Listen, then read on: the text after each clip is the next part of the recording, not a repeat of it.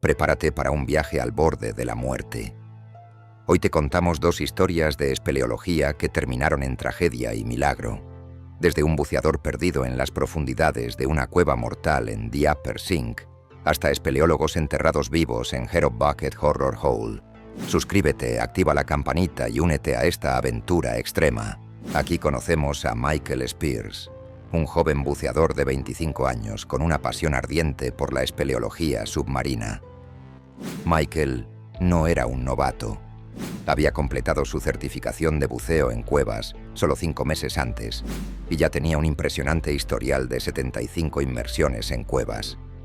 La espeleología lo cautivaba. La idea de navegar por un mundo alienígena bajo la superficie, apretándose a través de túneles estrechos y deslizándose por cámaras de roca sumergidas que parecían catedrales subterráneas. Para Michael, cada inmersión era una oportunidad de desafiar lo imposible y explorar lo desconocido en una cueva mortal. A su lado estaba Daniel, de 34 años, un veterano con más de 10 años de experiencia en buceo en cuevas. Daniel había visto de todo, desde contratiempos menores hasta accidentes fatales que lo marcaron de por vida. Para él, el buceo en cuevas no era solo una cuestión de habilidad técnica, era una prueba de disciplina mental. En una cueva mortal, un momento de pánico o un descuido podía significar la diferencia entre volver a la superficie o quedarse atrapado para siempre en las profundidades. Esa noche, Michael y Daniel tenían un plan ambicioso: explorar el circuito inferior de The Upper Sink, una de las secciones más profundas y desafiantes del sistema. Las condiciones no eran ideales. Las lluvias recientes habían removido el sedimento del fondo, reduciendo la visibilidad a casi cero en algunas zonas. Para muchos buceadores, esto habría sido motivo suficiente para cancelar la inmersión, pero Michael, impulsado por su entusiasmo y su deseo de demostrar que podía manejar una cueva mortal como los veteranos, no se dejó intimidar. Daniel, aunque más cauteloso, confió en que podrían manejar el desafío si seguían los protocolos al pie de la letra. Los dos hombres se sumergieron en el agua fría, sus movimientos precisos y deliberados. La entrada a The Upper Sink, conocida como la restricción de entrada, era su primer obstáculo, un pasaje tan estrecho que apenas permitía el paso de un buzo con su equipo. Maniobraron con cuidado, siguiendo la guía, una cuerda delgada pero crucial, que servía como su única conexión con la salida en una cueva mortal, con visibilidad cero. Perder esa cuerda era como perderse en un laberinto sin fin. Al llegar a la sala de unión, una cámara más amplia dentro del sistema, la situación empeoró. El sedimento agitado por las lluvias recientes se arremolinaba a su alrededor, convirtiendo el agua en una nube opaca, como una tormenta de arena submarina. Las linternas de alta potencia apenas podían penetrar más allá de sus brazos extendidos. Navegaron con extrema cautela, manteniendo el contacto con la guía en todo momento. Cuando alcanzaron la línea del circuito superior, el agua se aclaró ligeramente, revelando formaciones rocosas masivas que parecían esculpidas por siglos de erosión. Aquí, Michael y Daniel ajustaron su flotabilidad, asegurándose de mantenerse neutros en el agua para evitar chocar con las paredes o el fondo. Intercambiaron la señal manual universal de «OK», y Michael respondió con confianza. Se sentía en su elemento, listo para enfrentar las profundidades de esta cueva mortal. Pero a medida que descendían hacia el circuito inferior, más allá de los 200 pies, el ambiente cambió. La presión del agua se volvió abrumadora, apretando sus cuerpos como un torno de acero. Cada respiración requería más esfuerzo, y el aire comprimido en sus tanques comenzaba a trabajar en su contra. Aquí, en las profundidades, acechaba una de las mayores amenazas para los buceadores: la narcosis por nitrógeno.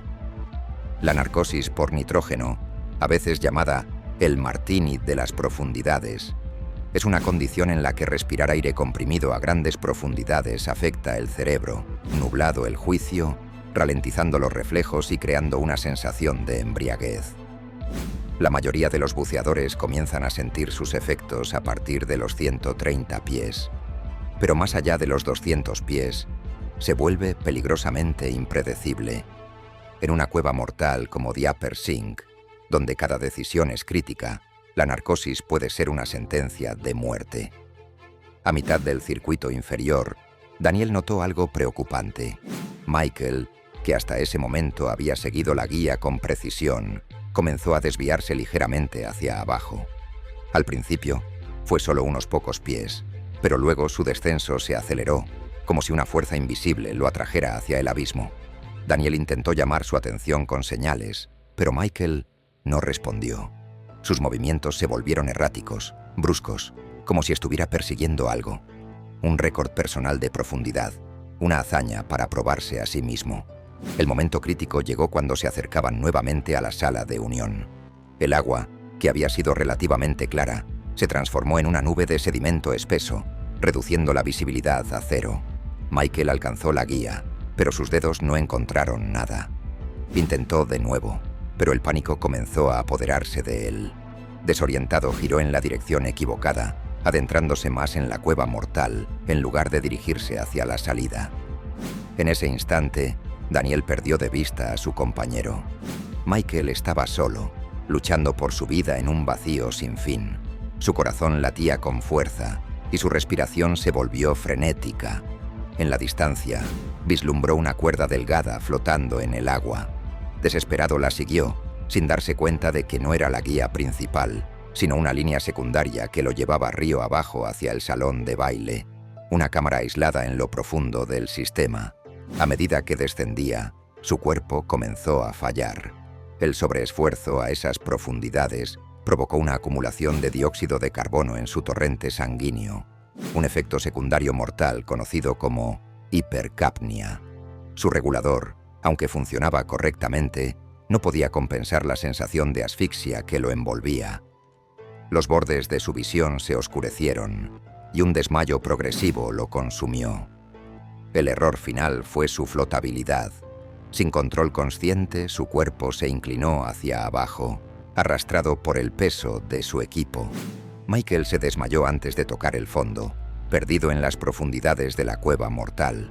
Mientras tanto, Daniel emergió a la superficie, haciendo paradas de descompresión obligatorias para evitar la enfermedad por descompresión, también conocida como los bends. La enfermedad por descompresión ocurre cuando el nitrógeno disuelto en la sangre forma burbujas al ascender rápidamente, causando desde dolor intenso hasta parálisis o muerte.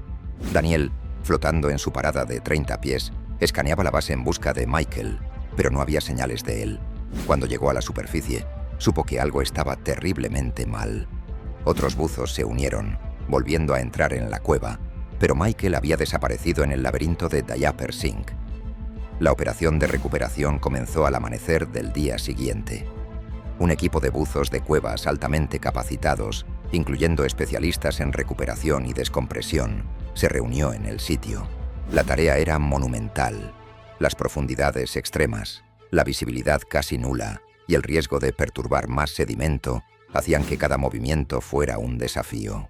Los buzos avanzaron con movimientos lentos y deliberados, siguiendo la guía hacia la sala de unión y luego al circuito inferior.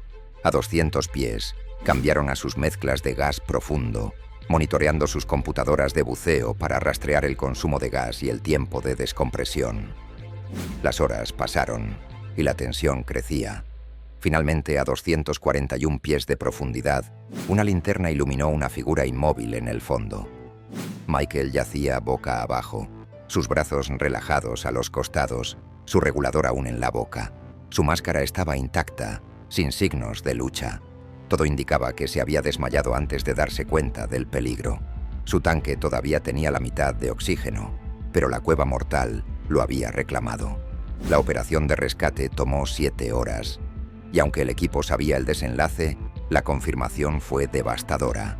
Michael, joven, talentoso y lleno de ambición, había sido vencido por la cueva mortal. La comunidad de buceo lloró su pérdida, recordándolo como alguien que siempre buscaba igualar a los veteranos. El 17 de agosto de 1996, en una ladera boscosa de Tennessee, un grupo de espeleólogos experimentados se preparaba para explorar una cueva recién descubierta, Hirop Bucket Horror Hole. Rogers, Jack, Gerald, Fico y Alan no eran aficionados. Para ellos, la espeleología era más que un pasatiempo. Era una obsesión que los llevaba a arrastrarse por cámaras ocultas, apretarse en espacios imposibles y descubrir pasajes que ninguna mano humana había tocado. Pero en una cueva mortal como esta, la emoción siempre venía acompañada de un peligro real. El día anterior, el equipo había pasado horas excavando entre escombros para abrir un pasaje estrecho en las profundidades del sistema.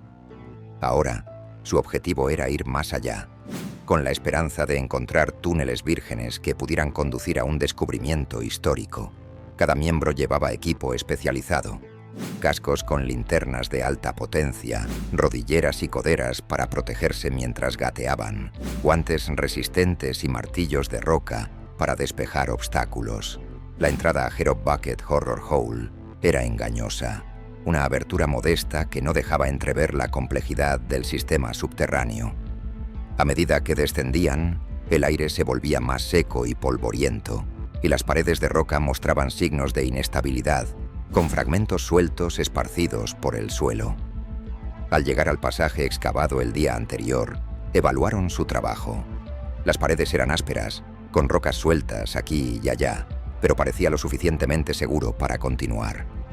El equipo decidió explorar un nuevo túnel descubierto el día anterior, un pasaje inclinado que apenas permitía el paso de una persona.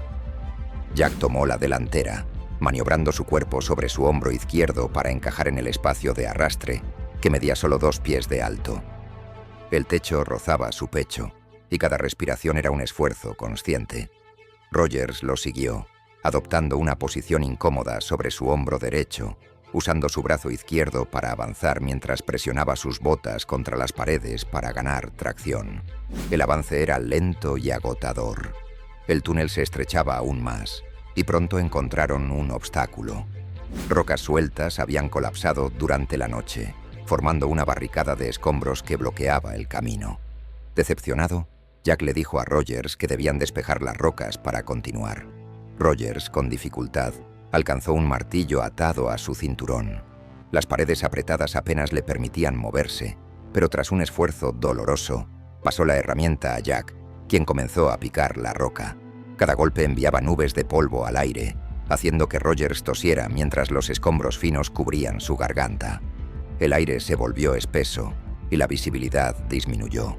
Sin saberlo, sus esfuerzos estaban debilitando la estructura de la cueva mortal, preparando el escenario para una catástrofe. En cuestión de minutos, la situación pasó de rutina a terror absoluto. Un crujido ensordecedor resonó por el pasaje cuando una enorme losa de piedra caliza detrás de Rogers se desprendió de la pared. Aflojada por las excavaciones previas, la roca cayó con un estruendo que hizo temblar el suelo. El polvo explotó en el aire, cegando momentáneamente a los que estaban fuera del pasaje. La fuerza del colapso empujó a Jack y Rogers hacia adelante, golpeando la cabeza de Jack contra las rocas. Su casco absorbió la mayor parte del impacto, pero quedó desorientado. Cuando recuperaron el sentido, la realidad los golpeó. Estaban atrapados. Los escombros bloqueaban el camino adelante, y la losa había sellado la salida detrás de ellos. No había escapatoria. Milagrosamente, Rogers no fue aplastado. La losa lo empujó hacia adelante justo a tiempo, evitando que quedara atrapado bajo su peso. Pero la situación era desesperada. El polvo sofocaba sus gargantas y las paredes del túnel los inmovilizaban, permitiendo apenas un movimiento de pulgadas.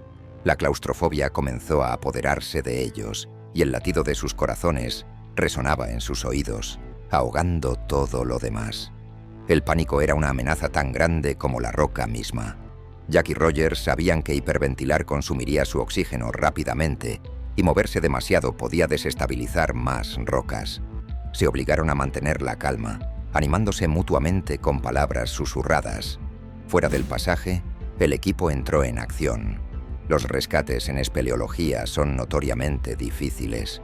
Mover escombros en un espacio confinado puede provocar más derrumbes, y cada decisión debía tomarse con extrema precaución. Monty, reconociendo que sus herramientas eran insuficientes, salió corriendo de la cueva hacia la casa de un amigo cercano, donde tomó prestado un mazo grande. El trabajo era agotador y peligrosamente lento. Cada golpe del martillo Enviaba vibraciones a través de la roca, corriendo el riesgo de desestabilizar el techo. El equipo se turnaba para evitar la fatiga, conscientes de que un movimiento en falso podía enterrarlos a todos. Dentro del pasaje, Jack y Roger se concentraban en respirar lentamente, conservando energía mientras escuchaban los golpes distantes de sus amigos. El sol se puso fuera de la cueva, pero dentro, el tiempo parecía detenido. La única luz venía de las linternas de sus cascos, y el sudor se mezclaba con el barro en sus rostros. Rogers, aún recuperándose del impacto inicial, se unió al esfuerzo cuando pudo, usando un cincel para quitar pequeños fragmentos de la roca caída. Cada avance, por pequeño que fuera, era una victoria. Tras 4 horas agotadoras, Fico dio el golpe final. Un impacto cuidadosamente colocado envió una fractura profunda a través de la losa, dividiéndola en secciones más pequeñas. Con un último empujón colectivo, el equipo despejó suficiente espacio para que Jack y Rogers pudieran salir. Jack se desplomó al salir, jadeando de alivio. Rogers lo siguió, sus manos temblando mientras el peso de la experiencia se asentaba. El grupo se abrazó, abrumado por la realidad de lo cerca que habían estado de la tragedia. Habían vencido a la cueva mortal, pero la lección fue clara. Los túneles vírgenes son inherentemente inestables, y cualquier signo de roca suelta debe tratarse con la máxima seriedad. Cavar nuevos pasajes podía abrir caminos, pero también debilitaba la estructura circundante, convirtiendo la exploración en un juego de vida o muerte. La espeleología es una danza en el filo de la navaja, donde la valentía se encuentra con el peligro en cada paso. ¿Qué opinas? ¿Te atreverías a aventurarte en una cueva mortal? Cuéntanos en los comentarios. Si estas historias de espeleología y supervivencia te emocionaron, dale like, suscríbete y activa la campanita para no perderte nuestras próximas aventuras. Comparte este video con tus amigos y únete a nuestra comunidad de exploradores. Nos vemos en la próxima cueva.